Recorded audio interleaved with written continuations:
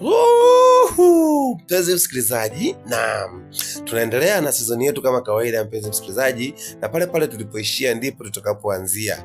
Tunaendelea na ile historia yetu ya Selina pamoja na Jacob. Unajua ni nini ambacho kiliendelea? Kumbuka, pale pale tulipoanzia ndipo tutakapoishia, na hakika utaenjoy na kwenda kushusha hili dude sasa, na kwenda kukuelezea na kwenda kukumalizia kabisa. Mwishoni huko ndo kuna utamu balaa, yani utaenjoy, utafurahi, yani kuna vionjo vingi ambavyo utavisikia na utafurahi. Hakika utaenjoy. Lakini kabla sija kumalizia na kabla sija kuelezea nini ambacho kiliendelea, kama ni mara yako ya kwanza, ungefanya jambo la kiungwana la kusubscribe channel yetu ili uwe wa kwanza kabisa kupata vitu vyetu pindi bado vipya. Ikiwa ni mara yako ya kwanza, yani unadondosha pale comment yako na una subscribe channel yetu. Ukisha subscribe utakuwa umeshajiunga nasi, utakuwa ni mwanafamilia na utakuwa una enjoy na utaendelea kupata vitu vyetu vikiwa bado vipya kabisa, vitatoka jikoni, mpenzi msikilizaji. Basi tunaendelea pale pale tulipoanzia ndipo tutakapoishi, yani pale pale tulipoishia ndipo tutakapoanzia. Kwa wale tulikuwa wote kuanzia mwanzo, najua mnajua tuliishia wapi, na pale pale tulipoishia ndipo tutakapoanzia. Basi baada ya yule dada kutoka sasa, Selina baada ya kutoka na akawa ameenda kwa mchizi akawa amempokea mbeni Jacob na akamwelezea kila kitu, kwamba mimi nilikuwa na mama wa kambo naishi naye na pia hapa nilipo ni mjamzito. Na mchizi kwa sababu alikuwa anampenda na alikuwa amemuelewa sana, hakubisha wala nini, na akawa anamwambia ni karibu sana, ni hapa ndo umefika katika kisiwa cha Maravidavi. Yani mtoto kwanza akamshika kichwa afu akamsogeza kifuani afu akamlaza kwenye love garden ya kifua, yani akamwambia tulia mtoto, ndo umefika hapa ndo mahala pake. Yani baada ya hapo sasa akawa anamuelezea jinsi anavyonyanyaswa pale nyumbani na jinsi anavyoteswa. Akamwambia kwa hiyo kuanzia sasa hivi nilikuwa naomba tu kama kweli unanihitaji na unanipenda, basi mimi nisiondoke hapa kwako, nikae hapa yani, umeona Basi mchizi akawa amemkubalia, yani wakaenda zao nyumbani kulala. Walipoenda kulala, asubuhi tu imefika mapema, bado bidada amelala. Selina akashangaa ameletewa madikodiko pale pale, yani kitandani, amemletea chai, yani kifungua kinywa, ambaye ni mpenzi wake mwenyewe amempikia, yani. Basi akawa anashangaa surprise kama hizo hajawahi kuziona, yani upendo gani yani ambaye anapendwa, yani ameletewa surprise pale pale akiwa kitandani, yani akaendelea kuenjoy mapenzi metarada hadi huku nyumbani. Sasa chifu akawa amepiga simu sasa kwa hiyo bishangazi, sasa anampigia simu anamwambia, oya mchumba wangu nakuja kumchukua sasa hivi, kwa sababu shatoa mahali, yani shalipia kila kitu, nakuja kumchukua. Basi akawa anamwambia yupo, haina shida wala tusiwe na wasiwasi, lakini huko akawa anasema mimi ndo habari yangu kwisha. Yule mshangazi pamoja na Joyce akawa anasema ni habari yetu imeisha, tumekoma jamani, kwa nini tulikuwa tunakula pesa za watu, sasa ndio inakuja kututokea puani, na wakati huo sasa bidada ameondoka, hajulikani hata alipo. Sisi tutakuja kumwambiaje chifu? Yani chifu atakuja atatua, haki ya Mungu chifu atatua, na chifu mwenyewe na mabodyguards kama 30 hivi, yani mtu mwenye pesa zake afu mshiba balani. Ukiangalia mindevu mwanangu utafikiri poli la nani la msitu ya Amazon. Basi mpenzi msikilizaji, hazijapita hatua chache tu akawa ametimba pale ndani yule chifu, yani baada ya kutimba pale akamkuta yule bidada hayupo. Akamwambia yule dada, yuko wapi mchumba wangu, nimekuja kumfuata. Akamwambia jamani, ametoka, amekuja sasa hivi, sijui alikuwepo hapa lakini ametoka. Akamwambia sasa sikia, nakupa masaa 12, yakipita masaa 12 hujamleta mchumba wangu kwangu, kitakachotokea nadhani unajua. Jamani, yake Mungu namleta, wala tusiwe na wasiwasi. Basi na Joyce kaka kanasema yake Mungu atamleta mamangu, ana shida wala nini, akawa anamtetea mama yake, lakini yani ameweka sura ya mbuzi. Yani sasa hiyo yani chifu hacheki na mtu, yani kwa sababu ameshatoa pesa zake nyingi, yani alafu acheki na kima, yani akawa ameondoka zake na kuelekea nyumbani. Baada ya hapo ikabidi yule mchizi kule anaendelea kuenjoy tu na mpenzi wake, anatoka kazini anamletea hiki mara anamletea surprise kama yote, yani bidada Selina akawa anaendelea kufly, yani mapenzi yamenoga, yani yametarada hadi hapo mezani, yani mambo ni humu tu, yani watu wanakula raha tu, yani mambo yote ni furaha tu. Basi baada ya hapo ikafika ile masaa 12 yamefika sasa, ikabidi tena atimbe tena. Alipotimba akamwambia, sikiliza nikwambie, nimepata taarifa mchumba wangu hayupo, kwa hiyo usinidanganye chochote, nimekwambia namtaka mchumba wangu. Akamwambia jamani, subiri nimpigie rafiki yake, na rafiki yake nimuulizie kama alikuwa hapo. Huyo rafiki yake sasa ambaye ni Sonia, akampigia Sonia pale pale. Sonia akapokea simu, akamwambia eti samahani, hivi umemuona huko Selina? Akamwambia Selina, mimi sijamuona wala hata sijui alipo, kwani uko nyumbani hayupo? Akasema hayupo na ameondoka afu hatujui hata alipo. Kama si basi utamuona, basi tunakuomba umlete nyumbani au utuambie tu mahali alipo. Akaanaongea huko anatetemeka, yani saa hiyo akishika simu anatetemeka kwa sababu chifu yuko pale ameweka wambuzi afu yuko na bodyguards pale wa kutosha. Basi ikabidi amwambie bana, rafiki yake amesema akimuona atatuambia, basi wewe nenda tu nyumbani afu sisi tutamleta. Akija tu akia Mungu mimi namleta, akia Mungu mimi namleta. Aliapa miungu yote yani. Afu saa hiyo ametoa macho kama kabano na mjusi yani. Kama mjusi kabano na mlango. Au kama taxi driver kakosa abiria, sababu anaogopa, anatetemeka, yani ile manjonjo yote yani yameisha. Alikuwa anakula tu pesa, ajui kwamba zitakuja siku moja kumtokea puani yani. Jamani, sio tunakula pesa za watu hizi jamani. Hizi pesa jamani, pesa za watu hizi mbaya jamani. Usio unakula pesa za mtu tu, baadaye hujui itakuja kukutokea nini. Ogopa sana pesa ya mtu ambaye anaumia na kuteseka, anapambana afu unakula tu pesa yake. Basi yule chifu ameondoka zake yani. Baada ya chifu kuondoka, alipoondoka sasa akawa amebaki peke yake yule mama. Akamwambia sasa Joyce, jamani, tuko tunakula pesa za watu, pesa zilikuwa tamu, kumbe baadaye pesa zinakuwa chungu. Unaweza ukala pesa kumbe unaziona tamu, baadaye zinakuwa chungu tena cha kupikia mle ndani. Akawa anaongea anajikanyaga yani, hawaeleweki, ni mambo yamekuwa ni magumu yani, mambo yamekuwa ni tight yani, hata hawakutegemea. Na kati mwanzo walikuwa wanafurahia na kuenjoy zile pesa yani. Baada ya hapo kule mchizi anaendelea kufurahi tu, mapenzi yametalada hadi watu wanakula tu raha yani, ni humu tu yani, ni furaha tu mzee. Basi baada ya hapo mzee akawa ametulia sasa, anasubiria mchumba wake arudi yani. Umeona? Basi bidada yule baada ya kuona sasa hii mambo imekuwa ngumu sasa, akawa anatoka sasa yeye kwenda kumtafuta sasa huyo bidada. Atampata wapi sasa? Selina akaenda kazini kwao kule anapofanya kazi, akajamkuta, akarudi nyumbani amechanganyikiwa, hajui afanye nini yani. Basi siku hiyo ikabidi Sonia ameenda kumtembelea Selina kwake kule ambako kwa mpenzi wake. Baada ya kufika akawa amempokea pale, akafurahia, akamwambia bwana, mimi nimekuja kukupa taarifa kwamba unatafutwa, yani unatafutwa kinoma yani mama yako kwamba anakutafuta, Joyce anakutafuta, yule chifu anakutafuta balaa yani. Akamwambia, akawa anacheka tu, anafurahia, anamwambia ni hapa hata kawa nipate paka wakome yani, watatafuta paka wakome, labda wataona nyayo tu.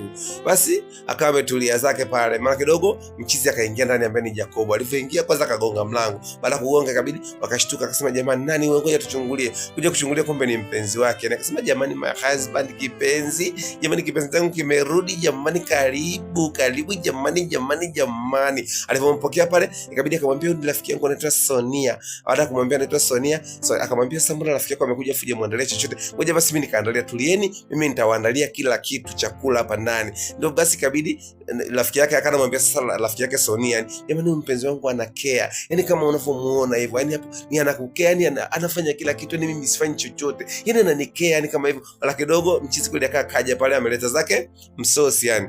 Baada ya kuleta msosi wakawa wamekula pale, wamefurahia. Wakati sasa ametoka anamsindikiza sasa nje. Baada ya kumsindikiza tu kidogo, mara ghafla wakashangaa gari imetimba hapo, gari imekuja kwa kasi balaa yani. Baada ya kutimba pale akawa amenyanyuliwa ghafla. Baada ya kutekwa Selina, ikabidi ile Sonia kama amekimbia kwenda kumwelezea mpenzi wake upanda, jamani, Sonia ametekwa, amekamatwa, akapakiwa kwenye gari, alikuwa anakataa lakini amelazimishwa, ameingizwa kwenye gari, ametekwa, sijui hata amepelekwa wapi jamani. Yake Mungu, ni rafiki yangu ametekwa jamani, amekimbizwa, amepakiwa kwenye gari, mimi sielewi hata amepelekwa wapi. Yake Mungu, mimi jamani, ikabidi pale sasa Jacob akawa amechanganyikiwa yani haelewi hata azie wapi aishe wapi, akawa amechanganyikiwa pale. Ikabidi aanze kuchukua tu simu na kuanza kupiga kila mahali, anapiga simu yake, simu ikawa imezimwa yani. Wale majambazi baada ya kumteka yule Selina, walipompakia kwenye gari na simu yake wakachukua, wakazima, wakampeleka moja kwa moja kwa mzee mzima chifu.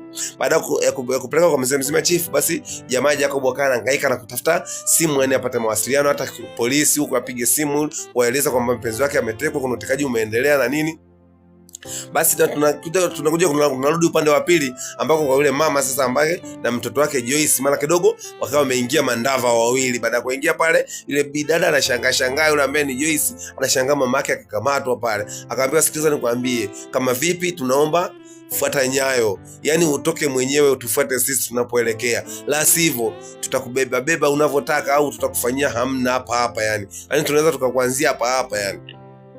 Basi dada akasema, jamani msimfanye mamangu hivyo, jamani mimi naomba, jamani msimfanye mamangu jamani hivyo. Wakati anakula hela zilikuwa tamu, sasa hivi imeanza kuwa machungu yani. Naomba jamani, kama mnambeba mbebe vizuri. Ikabidi wakampakia pale kwenye gari wakaondoka naye. Wakati huo sasa yule chifu ameingia kwa Selina, akamwambia Selina, anamwambia jamani, nakuomba jamani usinifanyie kitu chochote jamani, nakuomba, na mimi hapa nilipo ni mjamzito. Ikabidi chifu akamwambia, mimi naelewa, najua kwamba wewe ni mjamzito, yani nafahamu kila kitu. Unaelewa kwamba mimi ni mjamzito? Hivi kweli kabisa unajua kwamba mimi ni mjamzito? Akamwambia ndio, naelewa kabisa na siwezi kukufanya chochote.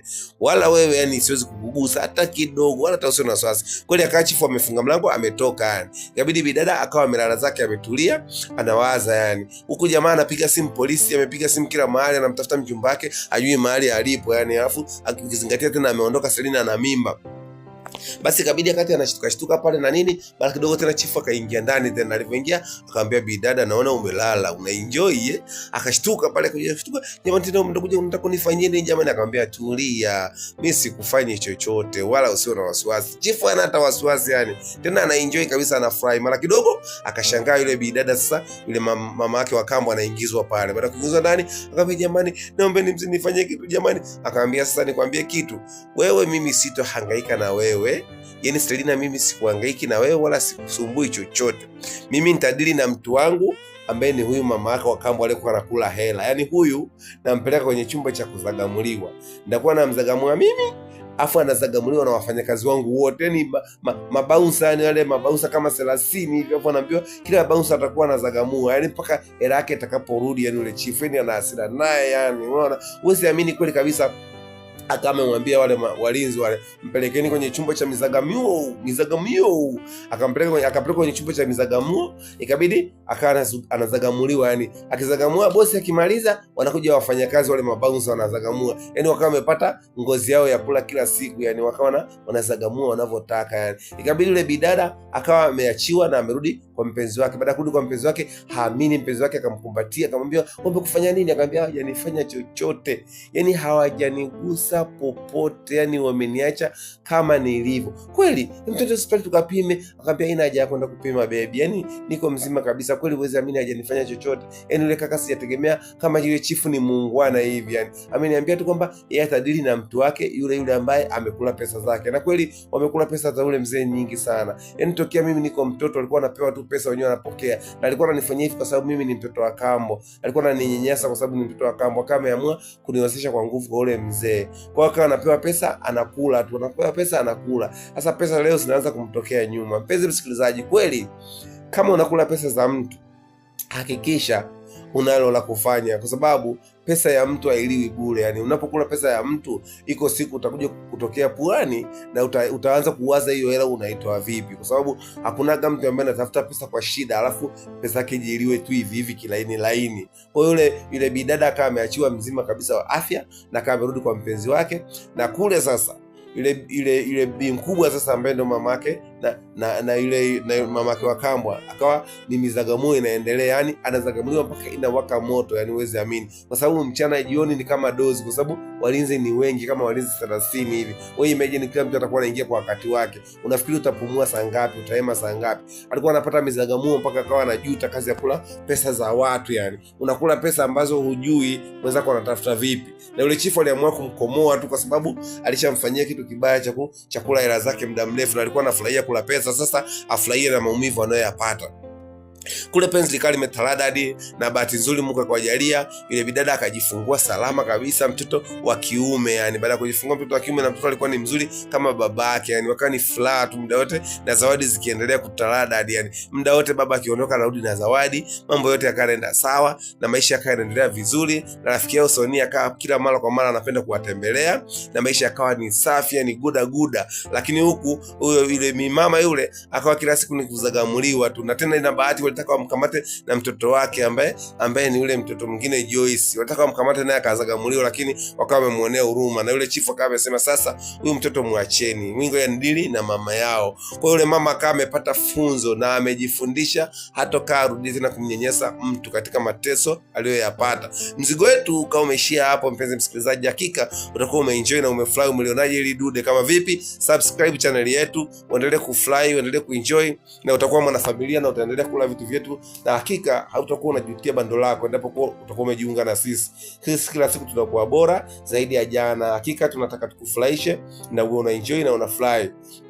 Usisahau kucomment, subscribe, na utakuwa wa kwanza kabisa kupata vitu vyetu pindi tunapovitupia tu bado vipya, utakuwa wa kwanza kuvipata kabisa. Hakika tunawapenda wasikilizaji wetu na tunawapa amani, na pia nawakaribisha, kama kuna yote anatangazo anaweza katupia kwenye chaneli yangu, na pia kama kuna mtu yeyote anahitaji matangazo yote unaweza kunipigia simu katika 0683 1025 30.